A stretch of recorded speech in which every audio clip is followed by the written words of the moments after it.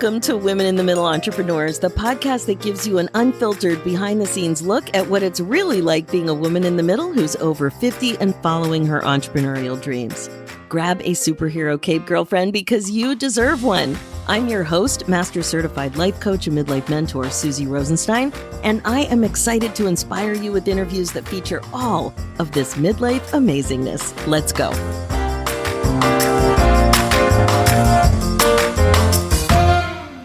Hey there, welcome back to the show. We have another really exciting interview ahead of us about following your passion as an artist and entrepreneur. Today, you'll be meeting Mary Telfer, a woman in the middle entrepreneur who created a joyful membership space where mostly midlife women come together each week to reconnect with their creativity through fun, meaningful art challenges. Welcome to the show, Mary. Thanks so much for joining us today.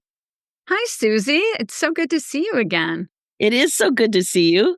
Haven't seen you in person since we had a funny little experience in Indiana together where it was really, really hot, so hot, and there was a walk that was the activity, and we bailed.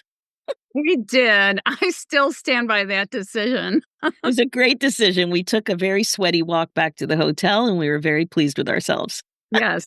Yeah, for sure. And we got to know each other a little bit. So that We was did. good. It was so good. So I am really happy you're here. We're going to have a lot of fun talking about your midlife entrepreneur story. We're going to be talking about your business and what's going really well, and also what midlife issues might be getting in your way to some extent, might be a little challenging for you in your life, as well as being a business owner. So let's get things started with my favorite question: how old you are, how long you've been an entrepreneur, what it is that you do in the world, just your entrepreneur story. So take it away. Okay, thanks. I am 69, so I'm a little past women in the middle, but age is relative, right? And I've been an artist all my life. I went back for my MFA when I was 56, so I wasn't the oldest in the class, believe it or not. And it changed my life.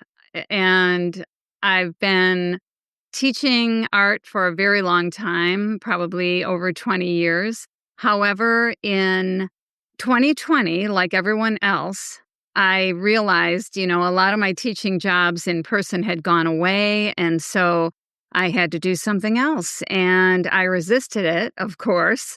But I started teaching online, learning how to make videos online, art, instructional videos. And eventually, I created the Creative Collective, which is the online membership that you mentioned. Now, I have to go back a minute before we get into all this juicy stuff, is going back to school. So going back to your MFA, to do your MFA when you said 56, right? Yeah. So what were you thinking when you did that? Was that an easy decision for you to make? Had you been thinking about a while? Like, what happened with that? Oh, that is a really good question. I had wanted to for several years, and it felt like this burning desire to get my MFA.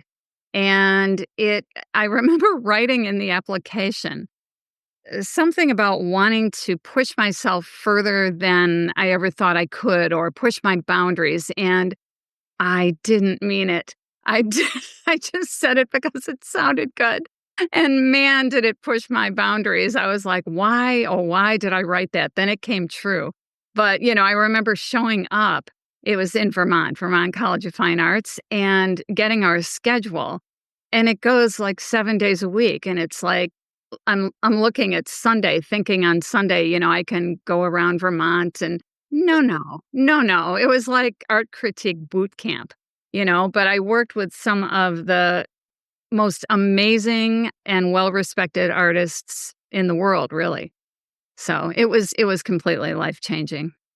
Now, why didn't you do the MFA sooner? What got in the way? I was in my 20s when I got my BFA, and I think I just didn't know what I wanted to do. It was a long time ago, and I didn't have a clear. Also, I have to say, back then, I graduated college in 1979, and back then, women were not guided, into getting an MFA. they were sort of like, the men mostly the professors were mostly men, and they talked to the men students about going and getting their MFAs, and it wasn't something that was ever, I was never encouraged to do it, and so it didn't feel like an option at the time. It's fascinating, isn't it? It Fascinating is one word, yeah. yeah, it's frustrating, it's upsetting, Yeah, it's like a yeah. whole Well, bunch of things. it is kinda shocking, yeah, when you think about it, where we've come.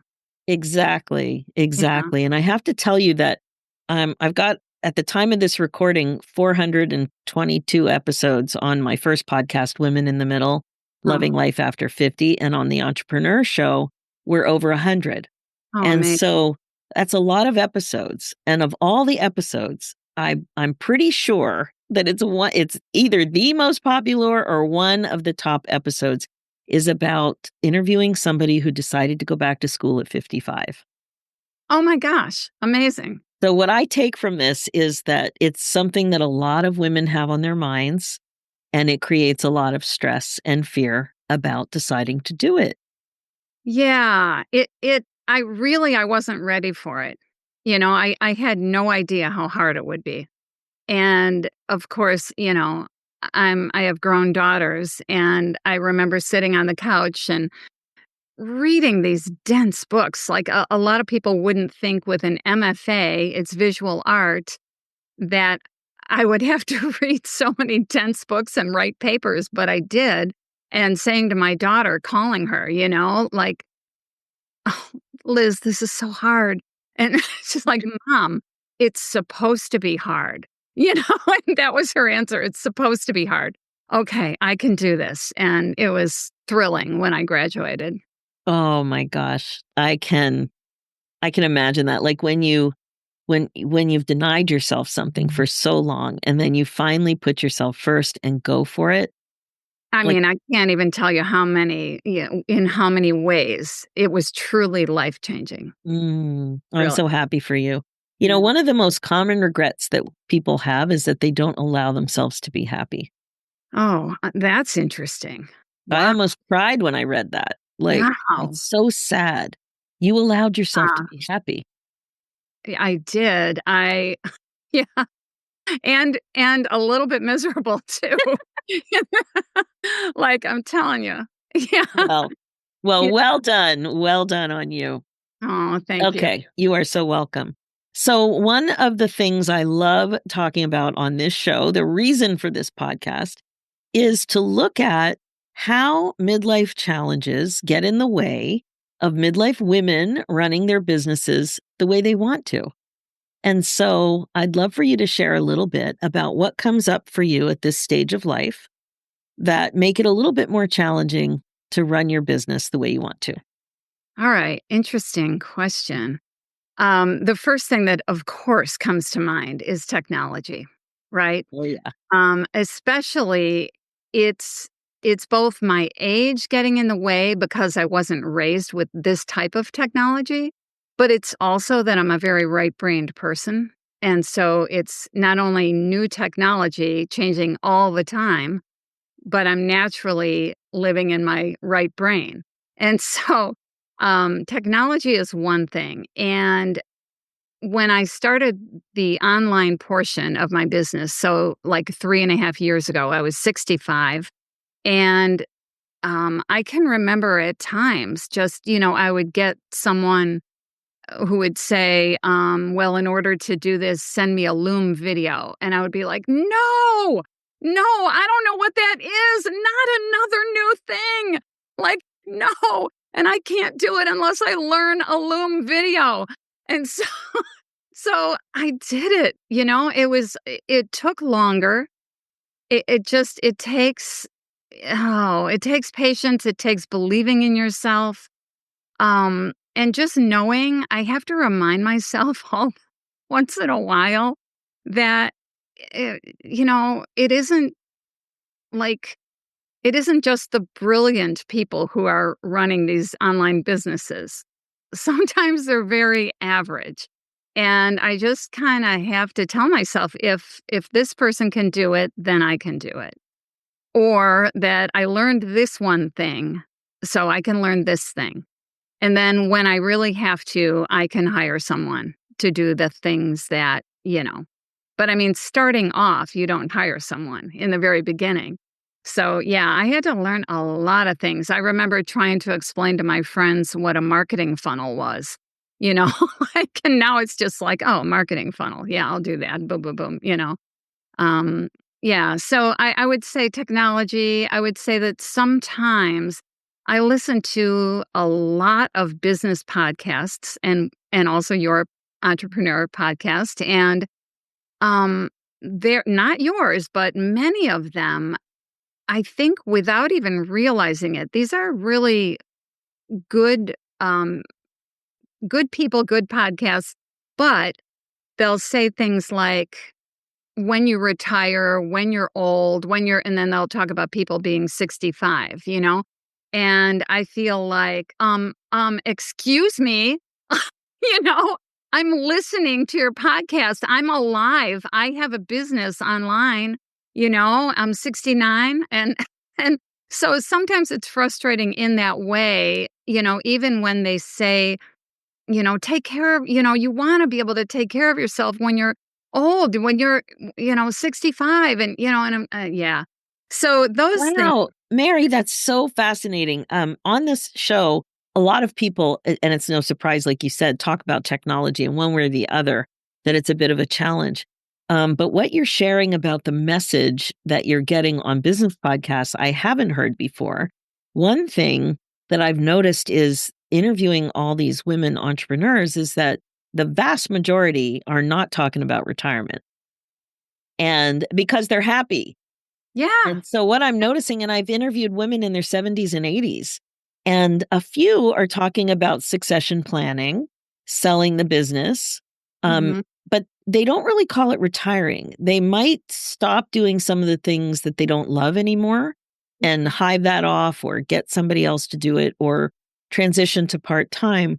But the word retirement doesn't come up as much as it does with traditional workplaces like corporate or a union environment, that kind of thing. Where I don't know about you, but because I'm 62, so in the last few years, a lot of my colleagues and friends who work in traditional jobs started to retire, especially if they were in a pension environment, and I could see it on Facebook. That's how I knew what was going on. All of a sudden, I would see all these posts about people retiring. And I was like, wow, I'm not thinking about that at all. And then to back that up with this podcast is a year old at the time of the recording, about a year and a half old. Um, not nobody, but most people I'm interviewing are not talking about that. So, this idea that the vast majority of people are retiring at 65, maybe if they're not entrepreneurs, some entrepreneurs retire at 65 and younger, but so many love what they're doing so much that it's not top of mind. Have you noticed that now being an entrepreneur? Oh, yeah. I mean, absolutely. And I think that in reality, retiring is just a much different thing. There are like levels of retiring, you know? Like I love that I can make time to see my daughters and my grandsons, like I can um make time for other things in my life. I can have freedom. It's yeah, and I would never call myself retired. I have a very, very active business. And it's such a there's clearly not the awareness of what's really going on out there with people over 50 starting businesses. It's booming. Yeah. Isn't that wonderful? Yeah. Yeah, it really is. It yeah, it seems to be. And I think, it's it's usually younger people who will say the things about, like you want to have a nice retirement. You want to be okay. You want to be able to lay on a beach when you're 65 and not do anything. And I feel like, wow, that's kind of short sighted, kid. You know, like, yeah, Exactly. like, Oh yeah. my goodness. And also what you said about technology is interesting too, because when I first started to deal with tech angst, it was more about learning new things like you're talking about is like, oh, the Loom video, that was such a great example. But even the fact that I'm doing a podcast and I'm managing this amount of technology is shocking to me. It's Isn't it? shocking. Like the other podcast is 8 years old. I can't believe that Wow. I've been doing this, but I have sweated, I have cried, I have fortunately searched on Google and found exactly what I needed every time. And that understanding kinds of builds up confidence, but it's more than not knowing how to do new things. It's having to constantly learn things you already learned because of an update or because of something like that. And that surprised me. And I think that is related to when we grew up, when everything lasted longer. Like I remember when an oven part died after 5 years, and I'm like, what? When I bought this house, there was a 25-year-old oven that was still working. And Yeah. today, like, phones don't last long. Nothing Mhm. technology based lasts the amount of time that things used to last when we grew up. So it's a Yeah. bit I have resistance about having to keep learning how to do something I already learned how to do. Yeah, that is probably the most frustrating thing when there's an update and you have to relearn it, and you're I like, hate "Oh, it updates. was hard enough the first time." Yeah. Yeah. Exactly. Now, one Mhm. thing that you said in your notes that really stood out to me was that you have to remind yourself that your strength is in depth, not speed. Yes. I have to remind myself that meaningful things take time and care. It's not about speed. And if it takes me, you know, a year longer to achieve something that could theoretically be done in 6 months, that's okay, because my life is what's important here, and I'm designing my business around my life and reaching other lives, and speed, it doesn't really, it has nothing to do with anything, how fast you do it. So, Exactly. yeah. I really love that you pulled that out. One of the reasons I love asking for notes and an application from people I'm going to interview is because it really helps me think too, like your experience and my reaction to it. It's like prompts for me too to dig a little deeper. And I love that. And one of the things that you wrote that made me think was that how being an older woman in business has been both liberating and challenging. And one of the reasons why was external validation. Can you share a little bit about that? Sure, I care a lot less about external validation. I care so much less than I used to. I realize it's my life and I can't listen to everyone. So I trust my instincts more. I'm not afraid to take up space when I'm being told I'm invisible. I think that helps me grow a business that's aligned with my values. Tell me what you mean about being invisible. What has come up for you? Well, like I mentioned earlier, part of it is when you're told 65, you need to retire and lay on a beach. I mean, that makes me feel a little bit invisible. In real life, I think a lot of women feel invisible because we still have such a youth obsessed culture. And on even online, I feel a little bit invisible because when people see me, I should rephrase that. When younger people see me, sometimes there's a bit of ageism or expectations that I may not know something or be as sharp with something because of my age. I remember Like Loom videos? balloon videos, yes. The other day, my daughter told me that her husband said something about, well, just I don't remember what they were talking about, but well, your mom's, really tech savvy. And so she wanted to pass that on to me. I'm like, are you kidding me?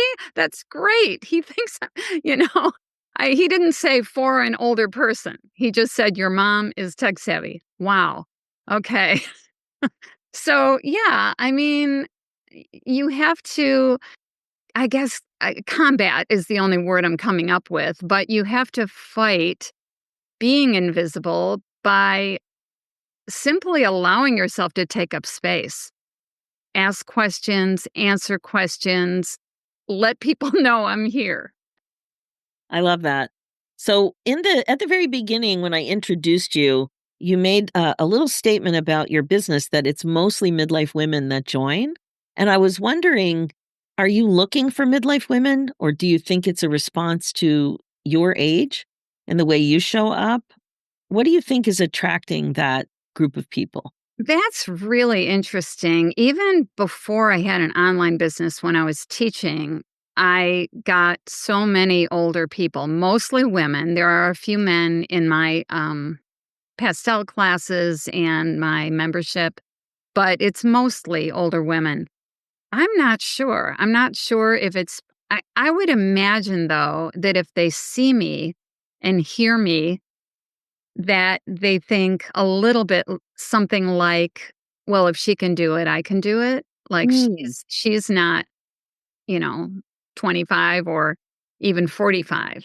I know I seek that out. Like, I like to be in a I mean, sometimes I'm in a group with men and sometimes I'm in a group with younger people, and it is fun to switch it up, but I feel most comfortable when I'm with other midlife women because I know that I can relate to them better. That's my thought.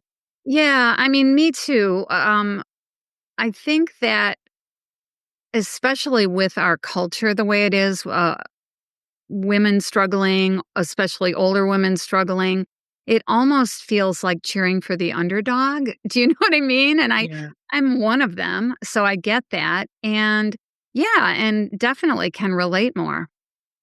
Yeah, that's so good.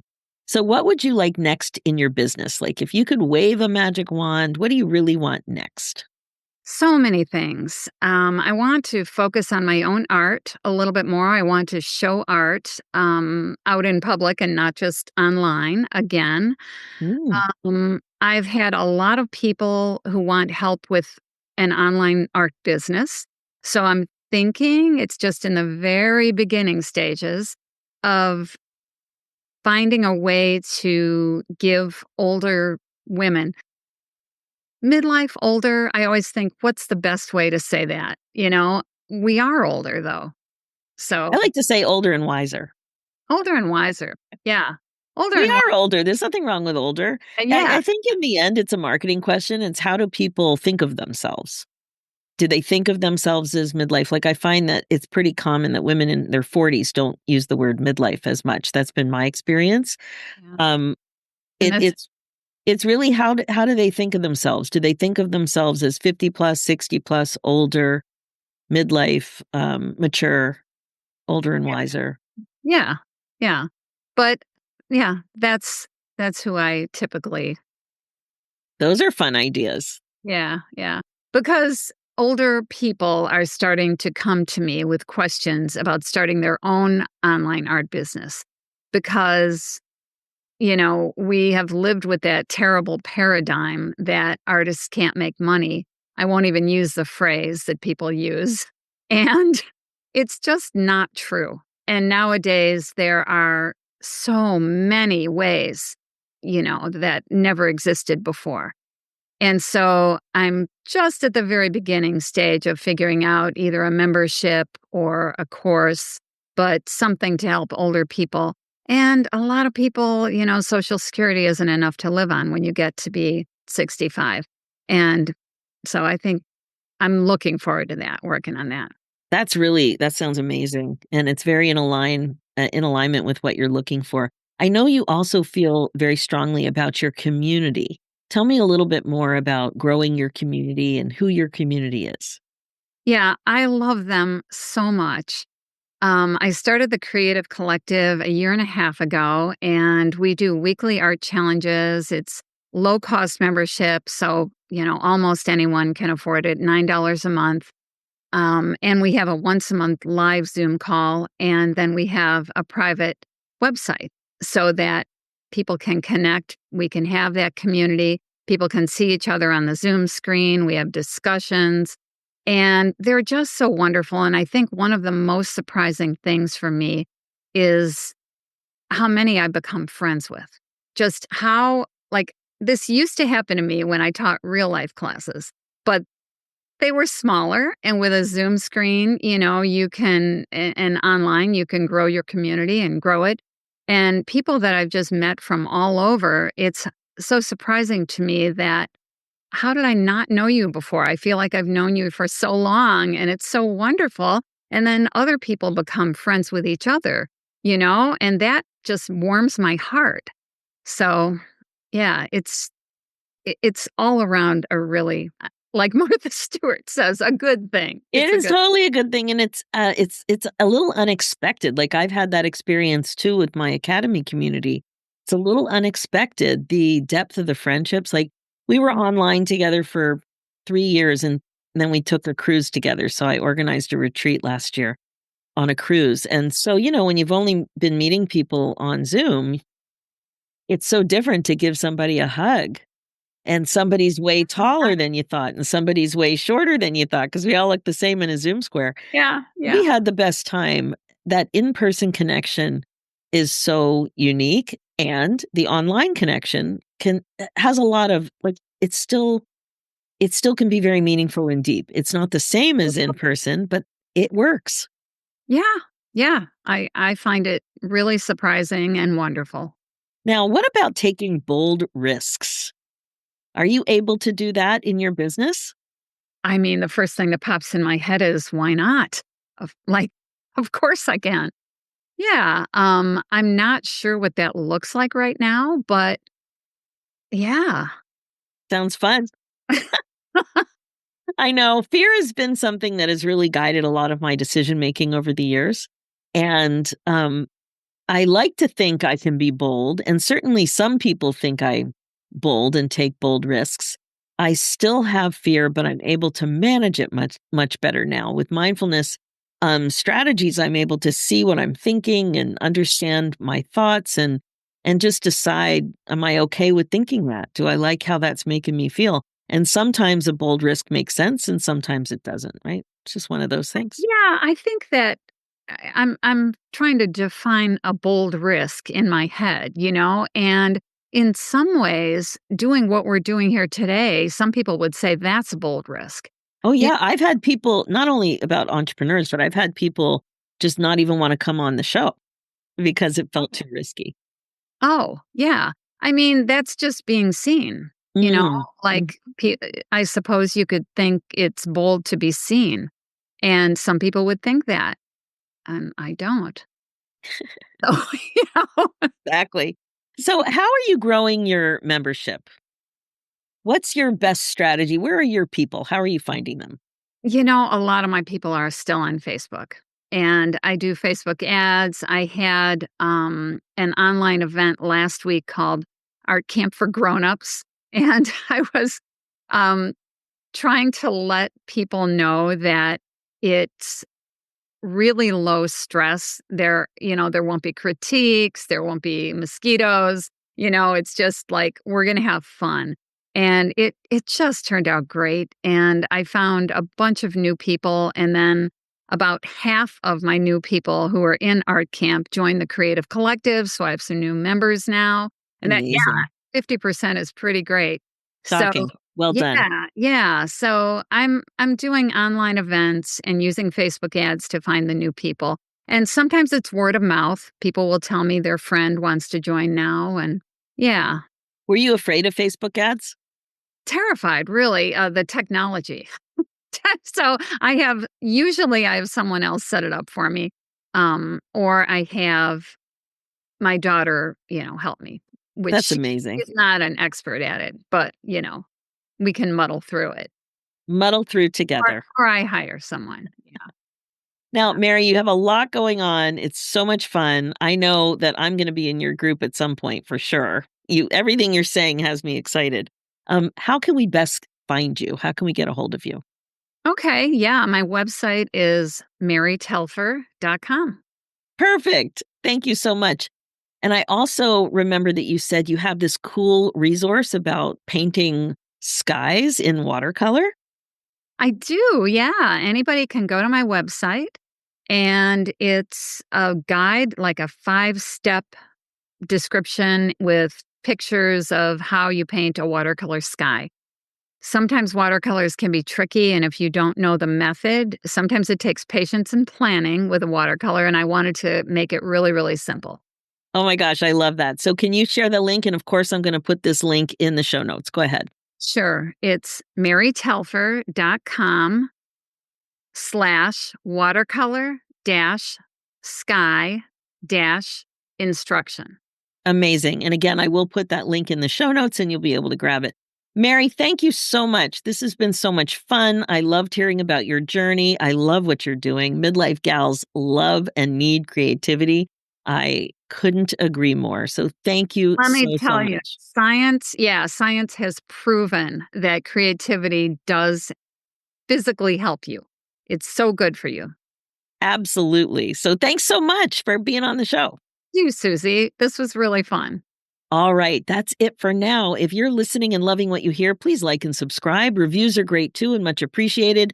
And if you're a woman in the middle who's 50 or over and an entrepreneur would also like to come on the show, please go to www.midlifeinterviews.com and fill out an application. We'd love to have you on to share your story. Thanks so much for listening. It's never too late to put yourself on your agenda. I'm Suzy Rosenstein, and I'll talk to you again soon. Now, real quick, before we say goodbye, if you are connecting with the show and are finally ready to make some changes to regret-proof your life, I want to invite you to apply for the Women in the Middle Academy. It's my transformational midlife group coaching program to help you get clear about what's getting in your way so you can get on with the good stuff. Head over to www.womeninthemiddleacademy.com. Talk soon.